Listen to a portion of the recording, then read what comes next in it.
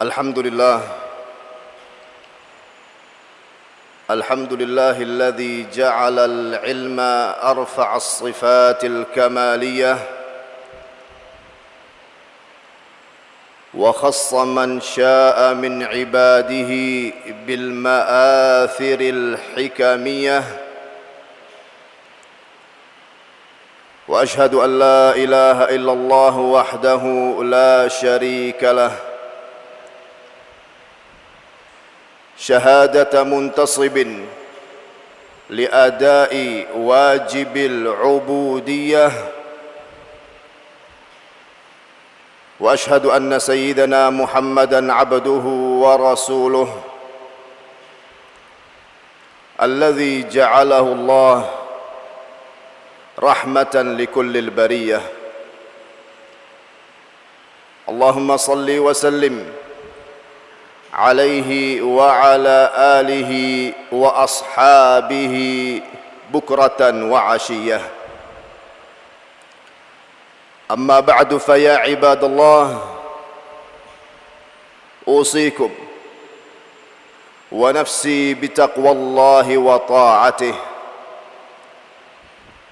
قال الله تعالى يا أيها الذين آمنوا اتقوا الله حق تقاته ولا تموتن إلا وأنتم مسلمون. Hadirin yang dirahmati Allah, Allah Subhanahu wa taala berfirman di dalam Al-Qur'an Al-Karim di surat An-Nisa, la khaira fi kathirin min najwahum illa man amara bi sadaqatin aw ma'rufin aw islahin bainan nas. Tidak ada kebaikan pada kebanyakan bisikan-bisikan mereka. Dalam arti tidak ada kebaikan pada kebanyakan perkataan-perkataan mereka, yaitu perkataan-perkataan manusia sendiri, illa man amara bisadaqah, kecuali bisikan atau perkataan seseorang menyuruh orang lain untuk bersedekah, au ma'ruf, atau berbuat kebaikan, au islahim bainan nas, atau mengadakan perdamaian di antara manusia. Inilah hadirin yang dirahmati Allah, tiga ibadah atau tiga perkara yang dicintai Allah Subhanahu wa taala yang dijelaskan oleh Allah Subhanahu wa taala secara khusus dalam ayat ini. Yang pertama, orang yang bersedekah atau menyuruh orang lain untuk bersedekah. Yang kedua, orang yang berbuat kebaikan secara umum atau ia menyuruh orang lain untuk berbuat baik. Yang ketiga, orang yang selalu mendirikan perdamaian di antara manusia atau ia menyuruh orang lain untuk mengadakan perdamaian di antara manusia. InsyaAllah yang akan kita fokuskan pada kesempatan khutbah Jum'ah yang mulia ini, yaitu perkara yang ketiga, al-islahu bainan nas, hidup damai dan selalu mengadakan perdamaian, bukan selalu mengadu domba. Di akhir ayat ini hadirin yang dirahmati Allah, Allah Subhanahu wa taala menjelaskan, "Wa may yaf'al dzalika ibtigha'a mardhatillah." Ikhlas karena Allah Subhanahu wa taala, di antaranya yang ia perbuat yang dijelaskan oleh Allah Subhanahu wa taala dalam ayat ini, al-islah bainan nas, selalu mengadakan perdamaian di antara manusia demi mendapatkan ridha Allah. Fasawfa nu'tihi ajran 'azima. Maka orang yang seperti itu, kata Allah Subhanahu wa taala, akan kami berikan kepadanya pahala yang agung, pahala yang besar, yaitu surganya Subhanahu wa taala. Oleh karenanya hadirin yang dirahmati Allah, Nabi kita Muhammad sallallahu alaihi wa ala alihi wa sahbihi wasallam pernah berkata kepada sahabat-sahabatnya ridwanullah ta'ala alaihim ajma'in, sebagaimana yang diriwayatkan oleh Imam Tirmidzi rahimahullahu ta'ala di dalam sunannya dengan sanad yang sahih,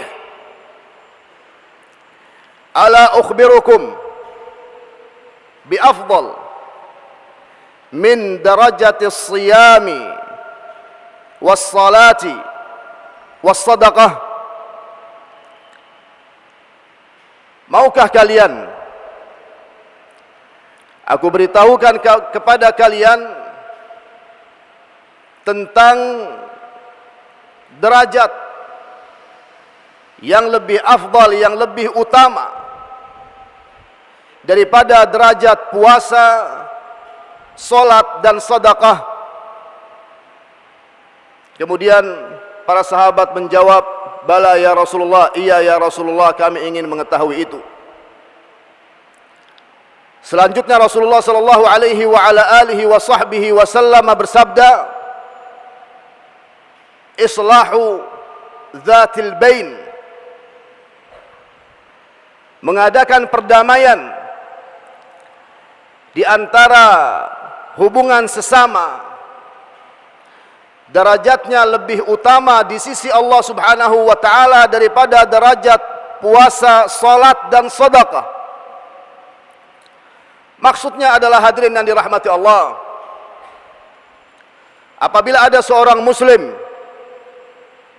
yang di dunia ini istiqamah melaksanakan ibadah salat, istiqamah melaksanakan ibadah puasa, istiqamah melaksanakan ibadah sedekah, selalu bersedekah, di sisi lain dia juga selalu mengadakan perdamaian di antara manusia, maka orang yang seperti ini derajatnya atau kedudukannya di sisi Allah Subhanahu wa taala jauh lebih utama, lebih tinggi daripada ahli puasa, ahli salat, ahli sedekah, sementara tidak memiliki peran dalam mendamaikan manusia.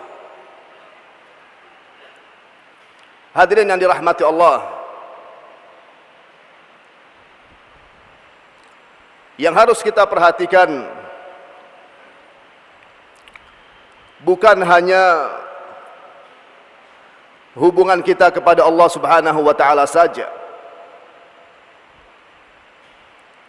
akan tapi juga yang harus kita perhatikan hubungan kita kepada manusia yang lain. Atau dengan bahasa yang sering didengar, jangan sampai seseorang di antara kita hanya fokus terhadap hablun minallah, sementara hablun minan nasnya tidak ia fokuskan, tidak ia perbaiki. Karena yang diminta oleh Allah Subhanahu wa taala, yang diperintahkan oleh Allah Subhanahu wa taala adalah kedua-duanya, yaitu memperbaiki hubungan kepada Allah dan juga hubungan kepada manusia. Allah Subhanahu wa taala berfirman di dalam surat Al-Anfal, "Fattaqullah wa aslihu dzata bainikum." Bertakwalah kalian kepada Allah Subhanahu wa taala dan perbaikilah hubungan di antara sesama kalian. Dalam arti seperti yang kita jelaskan tadi, hablun minallah harus baik, begitu juga hablun minan nas harus baik. Sangat disayangkan apabila ada seorang muslim yang hanya memperhatikan salatnya kepada Allah Subhanahu wa taala saja, atau puasanya, atau zikirnya, atau tilawatul Quranul Karim. Intinya sangat disayangkan jikalau ada seorang muslim yang ia perhatikan di dunia ini hanya hablun minallah, hanya ibadah-ibadahnya kepada Allah saja, sementara hablun minan nasnya rusak, hubungannya kepada manusia rusak, tidak bisa untuk hidup damai dengan mereka. Bahkan bisa jadi yang selalu ia laksanakan adalah mengadu domba di antara manusia, mengadu domba di antara kelompok-kelompok Islam, mengadu domba di antara ormas-ormas Islam, mengadu domba di antara suku-suku yang hidup di kotanya atau di negerinya. Orang yang seperti ini akan rugi di alam barzakhnya dan juga akan rugi di akhirat nanti. Walaupun dikatakan dia ahli solat, walaupun dikatakan dia ahli puasa. Yang menjelaskan demikian adalah Rasulullah sallallahu alaihi wa ala alihi wa sahbihi wasallam.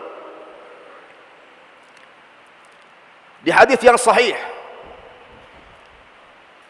yang diriwayatkan oleh Imam Tirmidzi rahimahullahu taala di dalam sunannya,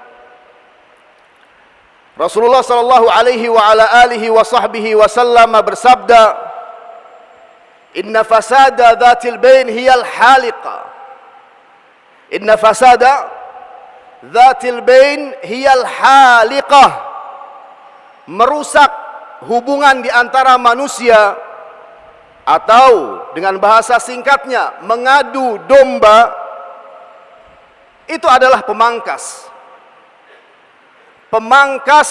untuk pahala-pahalanya.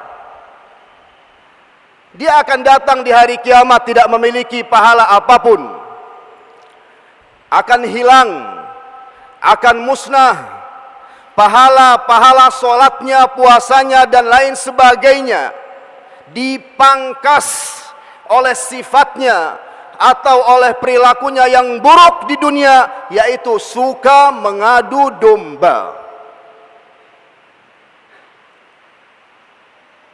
Bukankah hadirin yang dirahmati Allah, kita semua mengetahui dan sering mendengar hadis Rasulullah sallallahu alaihi wa ala alihi wa sahbihi wasallam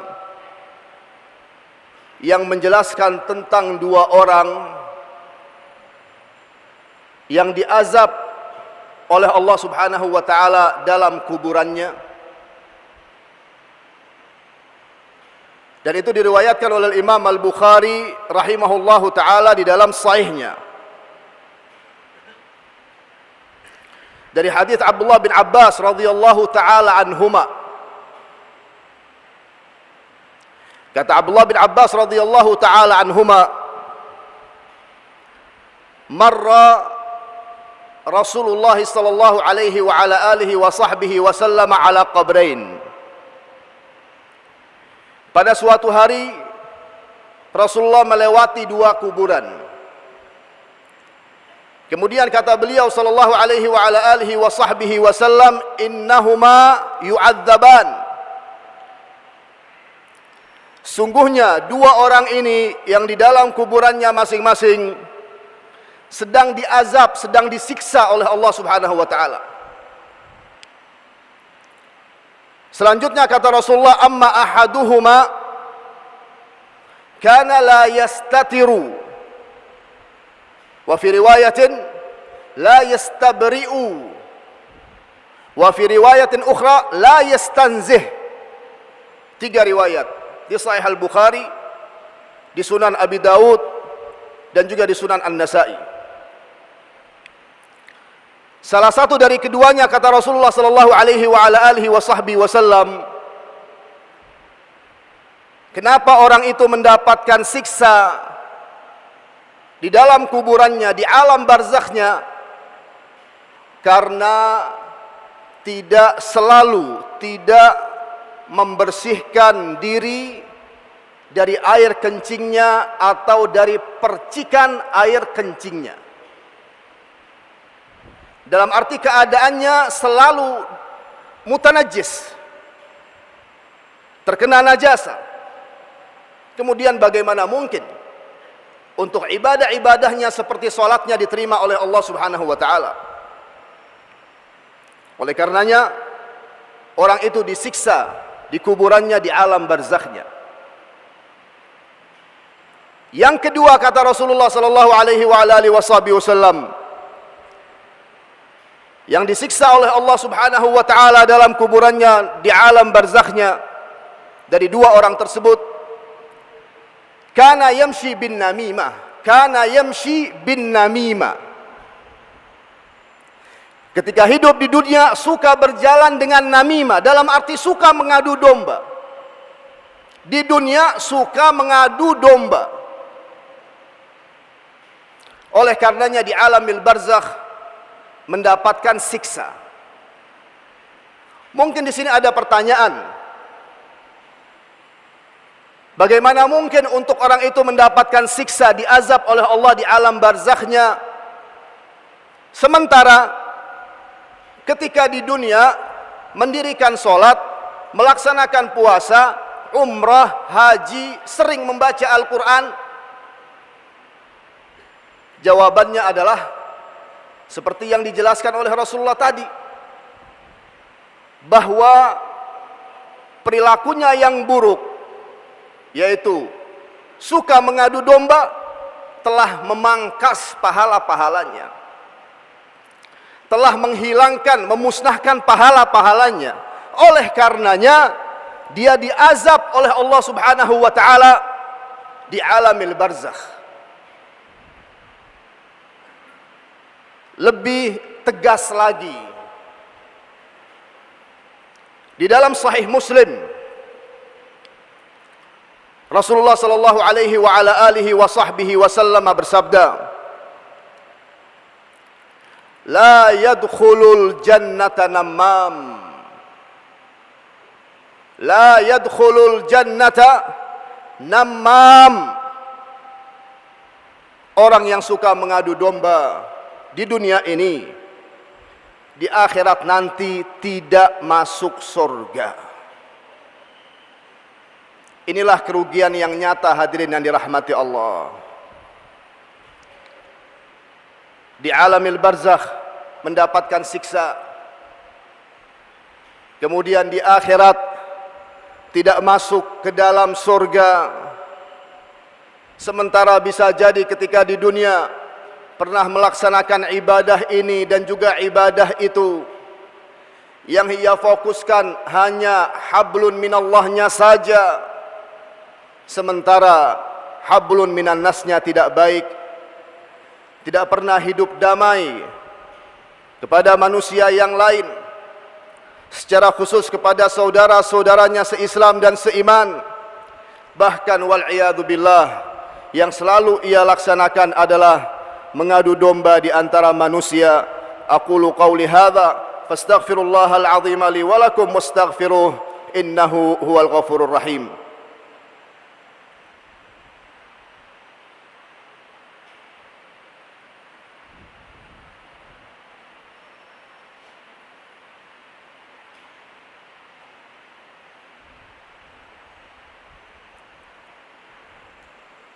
Alhamdulillahi wa kafa. Wassalatu wassalamu ala nabiyyihil mustafa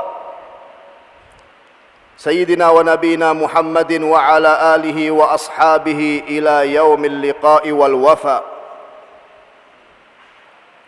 Amma ba'du fa ya ibadallah, usikum wa nafsi bitaqwallahi wa ta'atih. Hadirin yang dirahmati Allah, hati-hati terhadap penggunaan media sosial. Hati-hati terhadap penggunaan media sosial. Jangan sampai seseorang di antara kita memiliki peran dalam mengadu domba lewat media sosial. Akan tapi hendaklah setiap orang di antara kita memiliki peran dalam mewujudkan mengadakan perdamaian di antara manusia lewat media sosial. Karena kita akan bertanggung jawab di hadapan Allah Subhanahu wa taala di hari kiamat nanti atas semua yang kita perbuat di dunia ini. Mudah-mudahan kita selalu dilindungi oleh Allah Subhanahu wa taala. Mudah-mudahan kita dan juga keluarga kita serta anak-anak kita selalu dijaga oleh Allah Subhanahu wa taala dari berbagai macam fitnah. Mudah-mudahan di dunia ini yang kita dapatkan rahmat dan ridha Allah.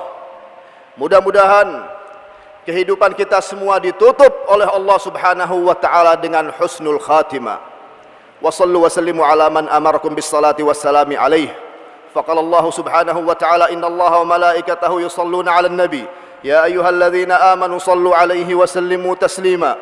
Allahumma salli wa sallim ala sayyidina wa nabiyyina Muhammadin wa ala alihi wa sahbihi ajma'in. Allahumma ij'al ijtima'ana hadha ijtima'an marhuma. اللهم اجعل اجتماعنا هذا اجتماعا مرحوما. اللهم اجعل اجتماعنا هذا اجتماعا مرحوما وتفرقنا من بعده تفرقا معصوما ولا تجعل فينا ولا منا شقيا ولا محروما. اللهم إنا نسألك علما نافعا. اللهم إنا نسألك علما نافعا. اللهم إنا نسألك علما نافعا وقلبا خاشعا ولسانا ذاكرا ورزقا واسعا وعملا متقبلا. اللهم إنا نسألك حسن الخاتمة ونعوذ بك من سوء الخاتمة. اللهم إنا نسألك حسن الخاتمة ونعوذ بك من سوء الخاتمة. اللهم إنا نسألك حسن الخاتمة ونعوذ بك من سوء الخاتمة. اللهم إنا نسألك رضاك والجنة ونعوذ بك من سخطك والنار. نسألك اللهم رضاك والجنة ونعوذ بك من سخطك والنار. نسألك اللهم رضاك والجنة ونعوذ بك من سخطك والنار. اللهم اغفر للمسلمين والمسلمات والمؤمنين والمؤمنات الأحياء منهم والأموات. ربنا هب لنا من أزواجنا وذرياتنا قرة أعين واجعلنا للمتقين إماما. ربنا آتنا في الدنيا حسنة وفي الآخرة حسنة وقنا عذاب النار. وصلى الله وسلم على سيدنا ونبينا محمد وعلى آله وصحبه أجمعين والحمد لله رب العالمين.